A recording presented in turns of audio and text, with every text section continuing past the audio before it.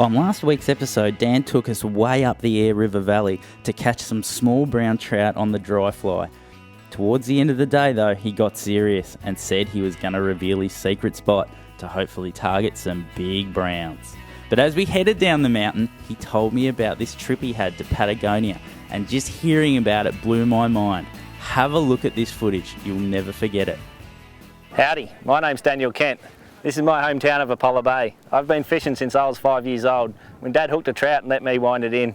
But since then, I've been taking things more seriously. Out of all the fishing I've done, my best fishing experience was a trip to Patagonia in southern Argentina, where we were catching 50 rainbow trout a day, over 10 pounds.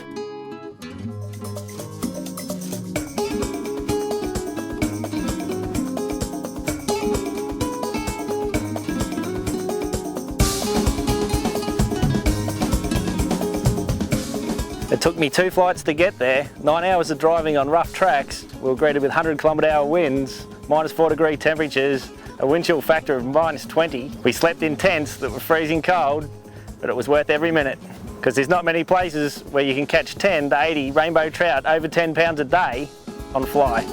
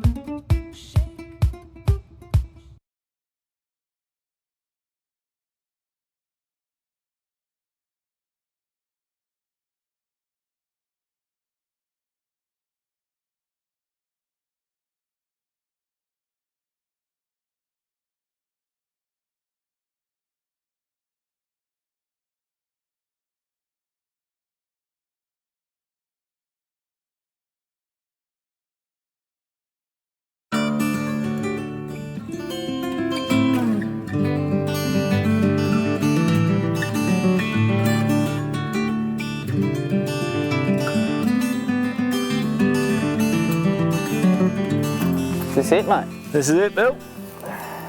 Well, Just out there. I don't. What's the deal, mate? It's a paddock with cows in it. There's a little more than a paddock with cows in it, but Yeah? you can't really see till you get there. Really? Really. Jeez, mate, you've taken me to some awesome places. This doesn't look like it could be one of them. Not quite like where we just come from, is it? Nah, mate, all right. Well, I don't know if you're stitching me up here, but I'll come along for the ride anyway. This is my secret spot, mate. All Take right. me word for it.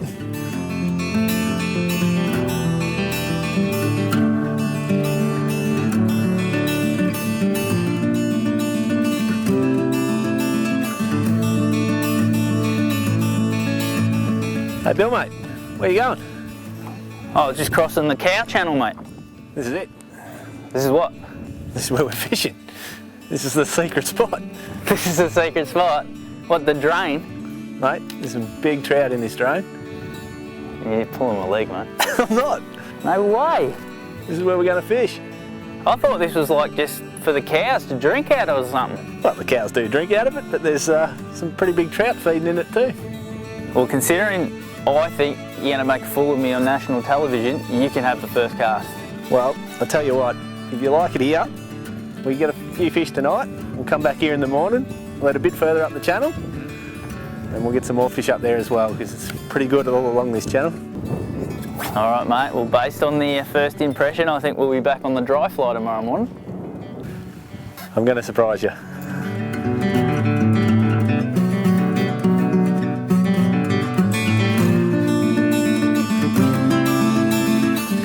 Now, viewers, I just want to apologise for potentially wasting your time. Dan's adamant that this is the spot.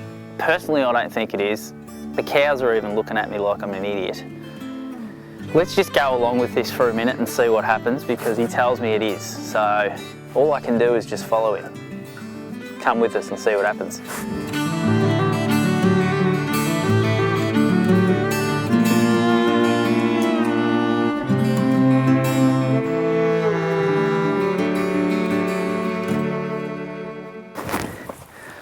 Well, viewers, I've got to say, I may be eating humble pie, because I'm starting to become a bit of a believer.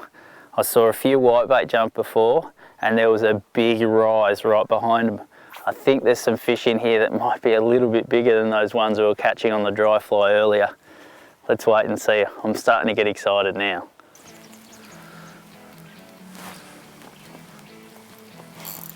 Yeah. Yep. Yes. Yeah. Woo! Keep him out of them reeds. Yeah, nice fish. He's a good fish. Yeah. That's the one we've been This is looking what for. we came for. Yeah, keep him out of them reeds.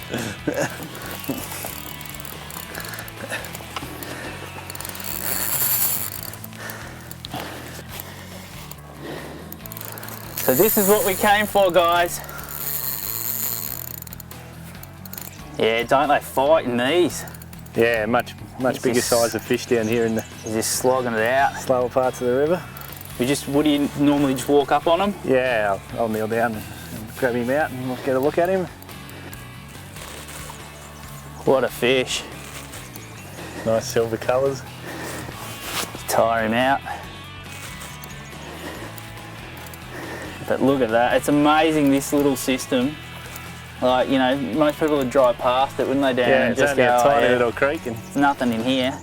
it holds some great trout at times. So. Oh, we've got midge biting us everywhere. So what do you call him, about 2-3 pound? Yeah, he looks about 2 pound. Jeez, I'd love to get see him what out and those have a 5 pounders good- look like. Yeah, well, they're in here. Hopefully we can get Dan to bring him in. Have a look at the midge around your head. It's unbelievable. Yeah! Yeah! Oh man, have a look at that. That little SX40. How good are those lures? They catch everything. How good's the coloration on that Oh fish? mate, that has just made my whole week, month, year. That is one beautiful trout. Yeah, he'd be 2.5 pound to 3 pound. Yeah. Have a look at those sharp little pin teeth. They're, the whitebait wouldn't stand a chance, really, would they? No, they don't. All right. That is just awesome. That is just awesome. Now, you want to do the honours, mate, because you've washed your hands. Yeah. So we'll put him back and let him live to fight another day. He'll probably go back and have an hour's rest and then smash some whitebait again. He'll be back into him by morning time, I reckon. And that's it. So yeah, gently put him in, awesome. give him a quick swim. Yeah.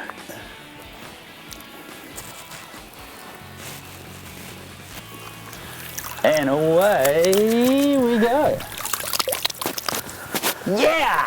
Well done, mate. Awesome. I'm wrapped, mate. You're a gun. That is awesome. Let's get another one. One of the things that always amazes me with fishing is when you hook a good fish, things like hunger pains, cold, wet feet, and being attacked by killer midge just seem to fade into insignificance. Then again, maybe not the killer midge.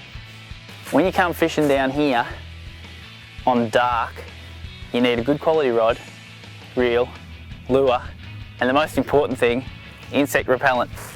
The midge here are crazy and they're biting me to death. I can't believe it, they bite harder than mozzies do here, so make sure you pack that if you ever come down to Apollo Bay.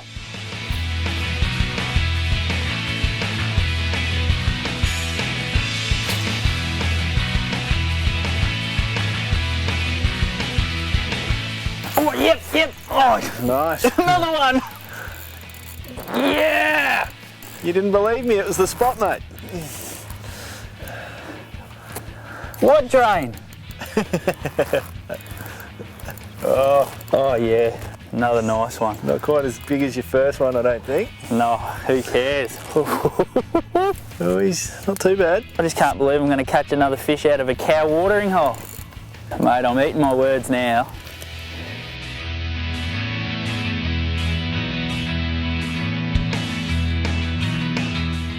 It was actually quite funny, that one, because it bumped over some weeds and I just let it come back up and I thought, oh, it's weeded up now, but as soon as it come back over that weed.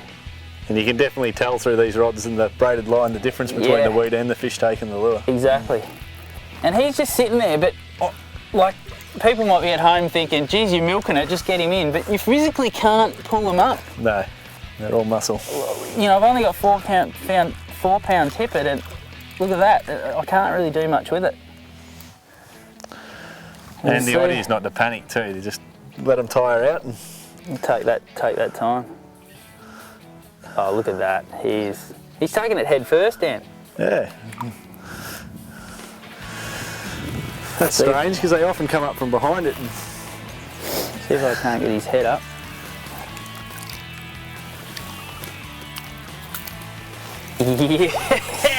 Yes!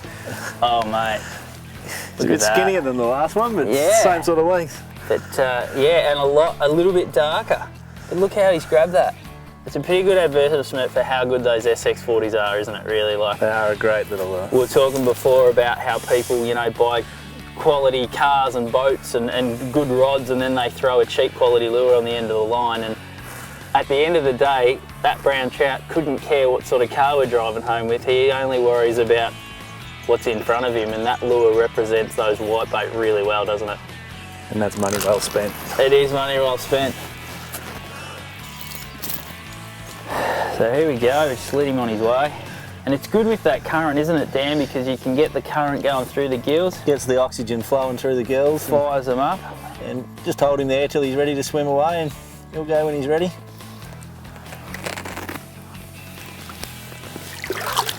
There he goes. Well done, mate. Well done, Bill.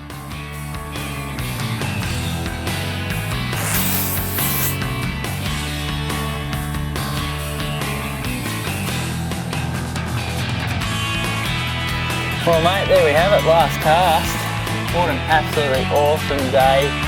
Browns on the dry fly up in some of the most magnificent country you'll ever see. Then coming here and catching 2 cracking browns in this small system, mate. What a day. It's been great, hasn't it? Glad to mate. catch you some fish. Mate, it was absolutely fantastic. And 3 hours ago, though, I was hungry. Well worth the starvation, but now I'm starving. So what do you reckon we head off and grab some of those pizzas? I'm keen for some food, mate. No worries, mate, but before we go, I will take her up on that offer of coming back here tomorrow morning. Thought you might have. Don't go away, because hopefully we'll bring you some cracking browns tomorrow morning out of this brilliant little water. It's now my favourite. Let's go eat. All right.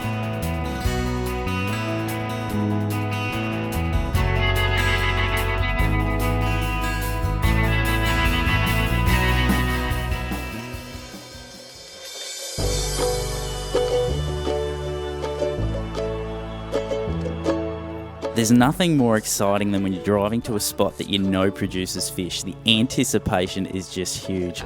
I can't wait.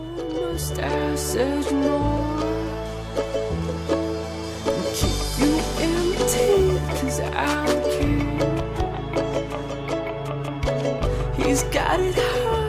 I think confidence in fishing is everything, and when you wake up and the weather's right, you know you got the right lures because the fish smashed them the day before. It means that your chances of having a good day are pretty high. Dan decided to head a little bit further upstream today to give me a crack at some new water and hopefully nail an even bigger brown.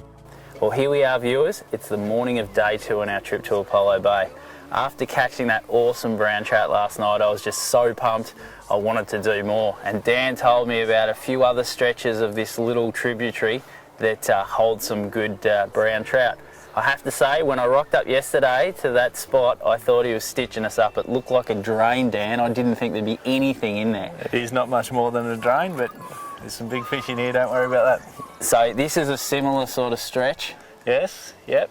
And same sort of size trout? Same sort of size trout as the one you got yesterday, even a few bigger models in here. So, oh, beautiful. Now, just to give you the idea of what we're doing, guys, we're using our spin gear, normal sort of stuff that we'd use for chasing bream. We've got like the 2,000 to 2,500 size reels. We're using fire line or the braid and about a 4-pound leader, and the trusty old Eco Gear SX40. Now you can see we're using 2 different coloured SX40s, but they're obviously more the similar natural colours. Now, what do the actual trout take these as, Dan?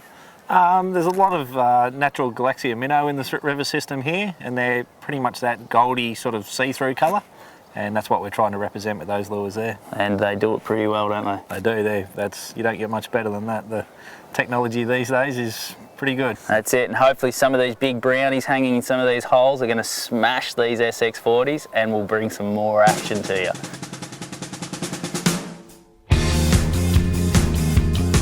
After Dan let me cast to all the good snags yesterday, it was time for him to flex his muscles and show me why he is the guru when it comes to Apollo Bay streams.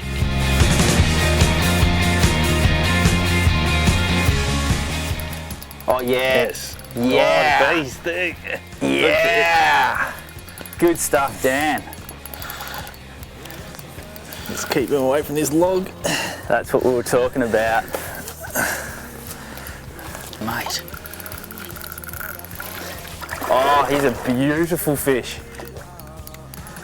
I'll probably land him past you, I think. This is where a net works awesome, Dan. There's a little bit of a beach sort of there, Dan. You could probably bring him up under that. Yeah. It's important, guys, to wet your hands so that you don't actually disturb the slime that's on the fish. If you're going to release them, it's good to just wet your hands in the river, and that way you hopefully be able to release them in the best health possible. And as you can see, these guys are pretty strong. Fit fish in here. They're fighting that current all day. And they almost get re-energised, don't they, if you leave them out there too long? Yeah, if you don't keep the pressure on them, they'll just sit there and work up some more energy and keep fighting. Exactly. Because they're very sort of erratic, like they seem calm and gone, and then bang, they take another really hard run, don't they? They do, yeah. They're quite unpredictable when they're in close. And these brown trout just fight right to the end every time. Oh, yeah. Don't stop kicking.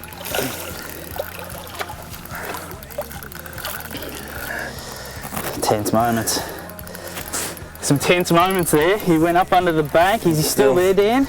Yeah, he refuses to come out from under the bank there. Oh, he knows where he's living, doesn't he? Plenty of sticks and grass under there as well. I'd love to be able to get this guy in and show you, especially after I've gone up to my knees in mud. Come on, mate.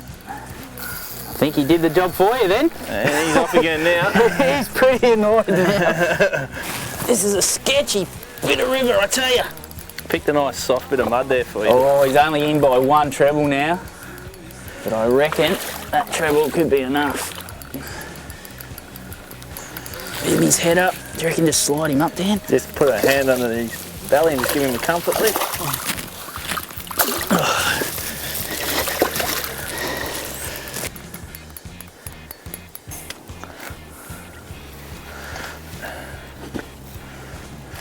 That is about as good as it gets. What a fight, mate. Yeah, what a battle. Look at the colours, different to the one last night. The one last night was just that little bit more silver. There he goes. Yeah, mate. That was awesome fun. Let's catch another one. I might get my leg out of the water. I'll get mine out of the mud. It's about seven-ish. And yeah, it's really, really cold. The magazine page.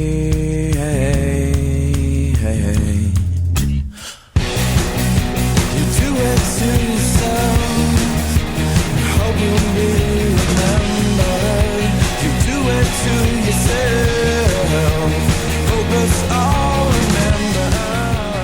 Do it to yourself. Yes. Yeah, Dad. Nice one.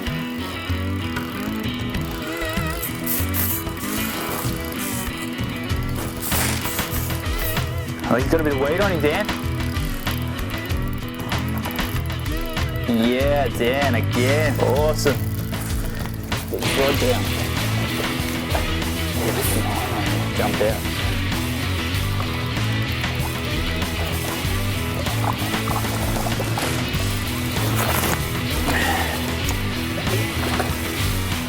I think he's dummy on another one of those spongy banks. Come down underneath here. I'll move along. Yeah, he's beautiful. Just nailed it, didn't he?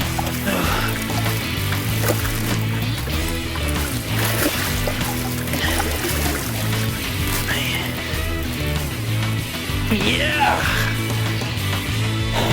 It's a real sea run trout, that one. Another one, and look at the difference in the colour. He's a little bit smaller than the others, but beautiful silver colour. He's similar to that one we got yesterday, isn't he? Yeah, the fish last night. That's just fantastic. It's just different than fighting them from up high on the bank. So yeah, so like you could catch these all day. That would just be absolutely awesome. We'll get the lure out of this bloke and get him back in the water. Okay, so another nice one, number 2. I think it's my turn now, Dan. No worries. All right, let's get him back in the water. And away he goes. Thanks, Dan. No worries, mate. Well, that's it, mate. All done, all packed. How good was that? Awesome. Couple of good days fishing there. Mate, I'm in debt to you for getting me those browns. They were so fantastic. But maybe next time we can get the boat out. We'll go chase some gummies or something like that. Maybe a bit of a saltwater mission next time. I didn't know where this favourite spot was, so that's why I've dragged the boat up. But if you had told me it was just a cow drain, maybe we would have left it. That boat wouldn't fit in my secret spot, I don't think. No, mate. you wouldn't. Now, you're going to divulge to the viewers the secret spot? It wouldn't be a secret if I did. Well, we'll keep it a secret as well because it's sort of my honorary secret spot now because I love it, so I want to protect it too. But great weekend, awesome fishing. That's it for another show of Fishing Life. So until next time, you have a good one. See you then.